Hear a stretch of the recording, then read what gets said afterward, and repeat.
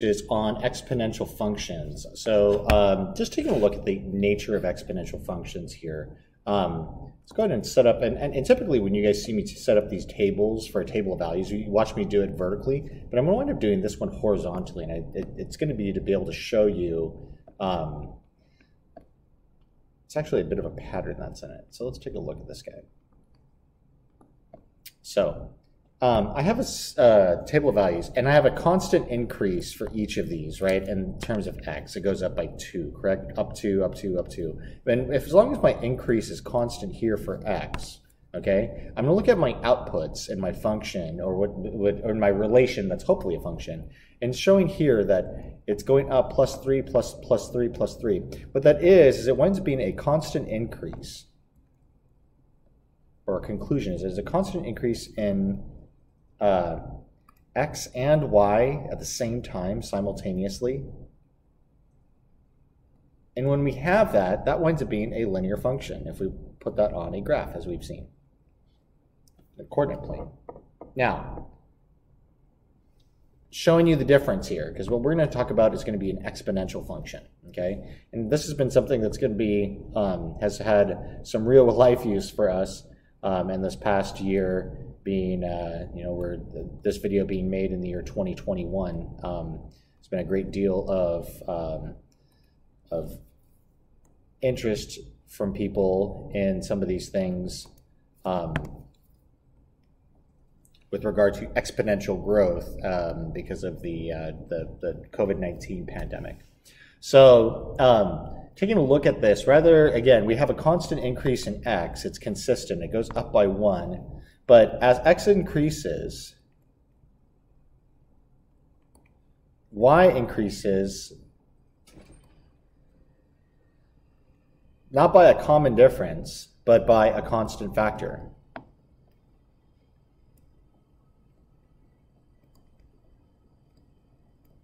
If you notice that factor, we're going to go times 3, right? So 1 times 3, 3 times 3, 9 times 3, times 3 times 3 times 3. This guy is where we're going to show that we have an exponential function. Exponent. Right? So if that is going up, so you see by a multiple of 3, but rather than by, you know, just being adding on 3, it's the difference of being something being linear versus being exponential. What that's going to look like in the coordinate plane.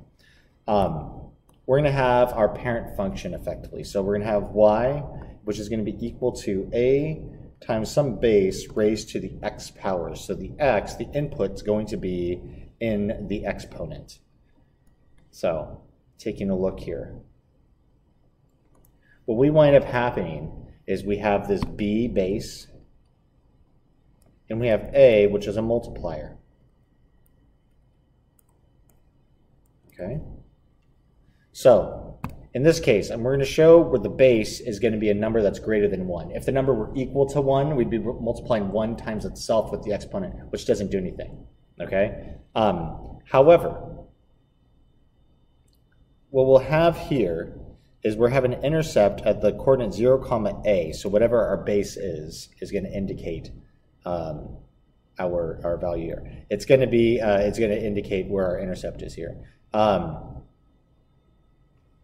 So it's due to whatever the multiplier is. When a is also greater than 0, okay, we will have a graph that looks like this. It will be increasing at an increasing rate as x approaches infinity, right? As it goes in the infinite direction, it is going to continue just to go up. So as the range for this function, if you notice that there are values in the negative direction, there are values in the positive direction, right?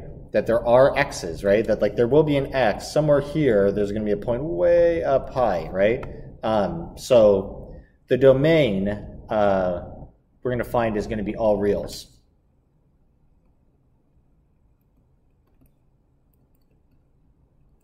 However, the range, and here's what's going to happen is as x approaches in this direction towards negative infinity, right? X goes in that direction. Notice that it's kind of going down, down, down, down, closer and closer, but it is going to come close to, yet never touch or cross that x-axis, right? So y is going to be greater than 0, okay? It means that it's going to be any positive number. It will become infinitesimally close to this space here, but you'll always be able to put some, there will always be some space in between that graph and that axis, okay? We also could have the following. We could also have this done negatively. Again, this is going to be at 0, comma a, okay? But if a is less than 0, we're going to see a reflection here. It's going to look like the same thing, except for that in this case, right, my range is going to be, y is going to be, sorry guys, let me go ahead and make this, it's all going to be black. This is the blue. That's where my domain is going to be all reals still, but my range is where y is going to be less than 0. It's going to do the same exact thing when x is going towards negative infinity. It's over in this direction. It's going to approach 0, right? It's never going to touch it. It's going to be all these negative values, but not include 0. Okay, so this is what we're going to actually call the decay function. Okay, versus exponential growth, but it's exponential nonetheless. Okay, where y is going to be a times b to the x. Okay,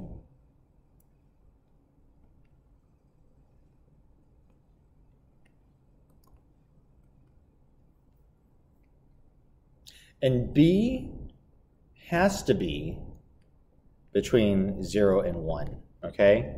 If my base is a fraction, in other words, or a decimal number, if it's less than that, it's negative, and that means that a has been affected, right? Because it means that we're multiplying by -1. So again, here we have this coordinate, which is 0, comma a. That's whatever our multiplier a is. That's where we're going to cross the axis, okay? And it's going to go in this direction, approaching 0, as it goes, x goes towards negative infinity, okay? And again, here is where we have an a that is going to be greater than 0. Domain, again, is going to be all reals. And the range, which is that y is going to be greater than 0. Versus this guy in blue. Here, again, that intercept is at 0, comma a, but our a is going to be negative, okay, less than 0. And again, our domain, well, still is all reals, right? Anything can be put in for x. Any of those integers that you can think of, right? Or even like 5.5 or 1 million could be put in, right? The range, on the other hand, is going to be restricted. The range cannot pass, right? It cannot go in this direction past the x-axis. It's going to be limited by that x-axis, which is where x is equal to 0. So our y's are going to be negative, or in other words, less than 0. All right, let's actually practice on how to graph these.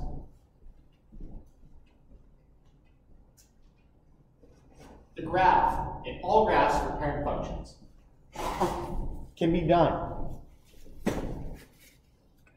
using a table of values. So let's go ahead and take a look. We're going to graph two of these functions using a table of values. So let's first start with this guy. We're going to graph the f of x, right, where 5 is going to be multiplied times the base of 2, raised to, not to the 2, but to the x power. Okay? So, in order to do this, here's what I want us to do. We're going to take a couple of negative values and a couple of positive values. We're going to take 5 values altogether. And this is how we always do a parent function. We're going to always do 0, right? A couple positive values, couple of negative values, and I'm going to use really low integers.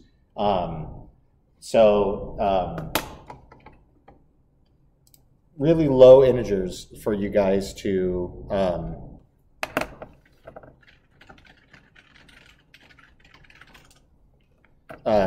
to just make the arithmetic a little bit easier for you, okay? So if we put in -2, right? 2 to the -2 is 1/4, and then times 5 is going to be 5/4, right? Or also 1.25. If we put in 1, sorry, not 1, to the -1, right? We already have 1. We need to clean this up here. -1 is going to be 2 to the -1 is going to be 1/2 times 5 is going to be 5/2, or this guy is going to be 2.5. You put in 0, 2 to the 0 is 1 times 5, right? And we can see here, right, that 5 being a, that's going to be our y-intercept, right, where x is equal to 0. Put in 1, it's going to be 2 to the 1 is 2 times 5 is 10, and 2 squared is 4 times 5, which is going to be 20. And that might be tough for us to graph, right? Again, remembering these some of this arithmetic, 5 times 2 to the -2, again,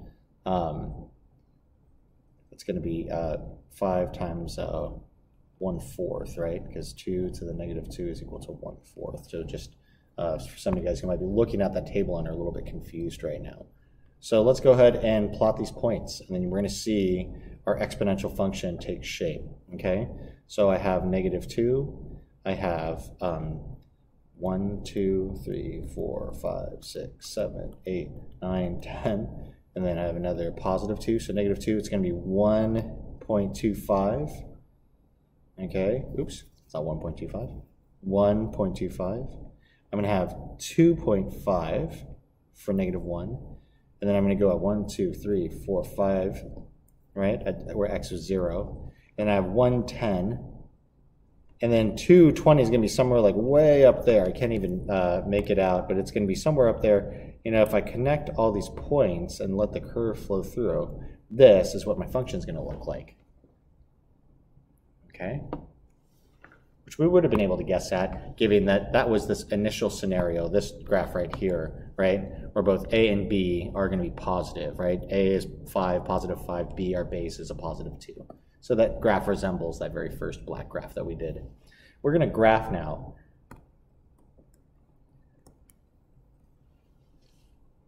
The function. -1/2 raised to the x. All right.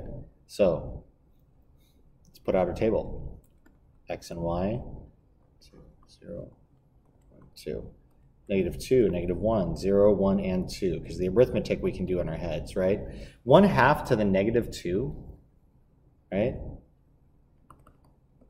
You gotta remember what that means. 1/2 to the -2, that's just like saying 1/2 to the -2, which is just going to be actually, if we move it to the numerator, right? 2 to the -2, if we move that entire expression up to the numerator, the exponent becomes positive. So this is just 2 squared. And that's going to be 4, right? But again, this guy's negative, so it's going to be a -4. It's a negative that was multiplied on the outside here, right?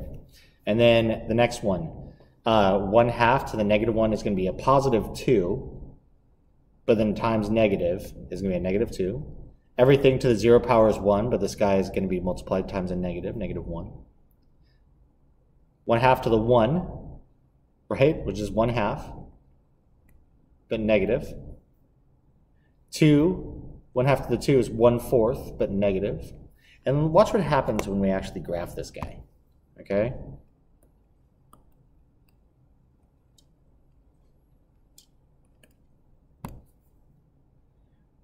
One, 2, down 1, 2, 3, 4. This is our first point. Left 1, down 2, 0, -1, 1, 1/2, 2, 1/4. So we see how quickly that happens, how quickly it gets so close to that x-axis, right?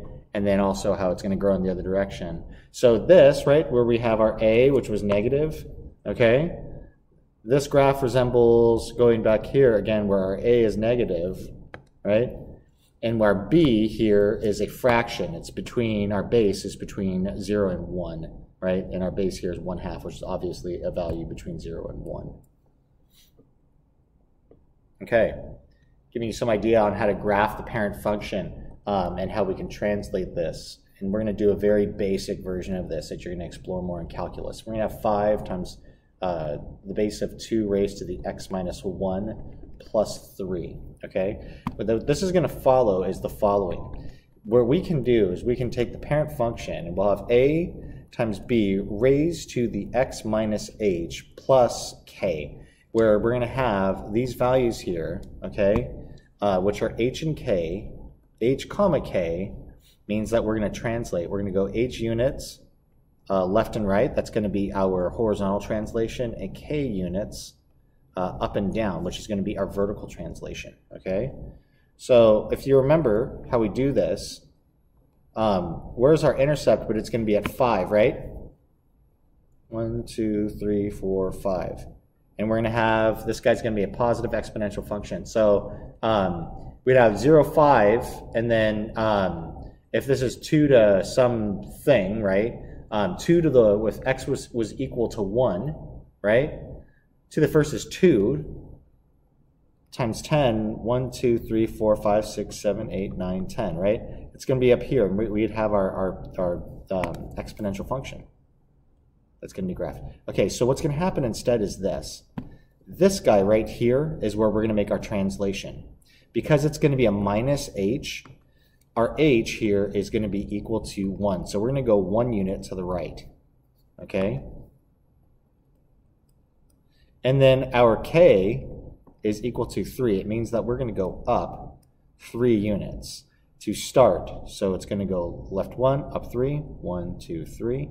And here is where we're actually going to start our function. Now think about this. If I went 1, 0, 5, and 1, 10, this coordinate right here is 1, 8, right?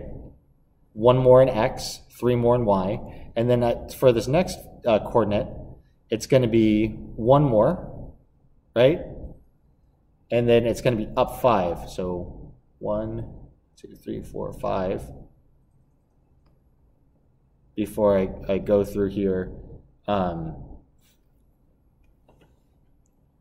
And again, it's going to be 0, 5 if I were to the 2, 3, 4, 5.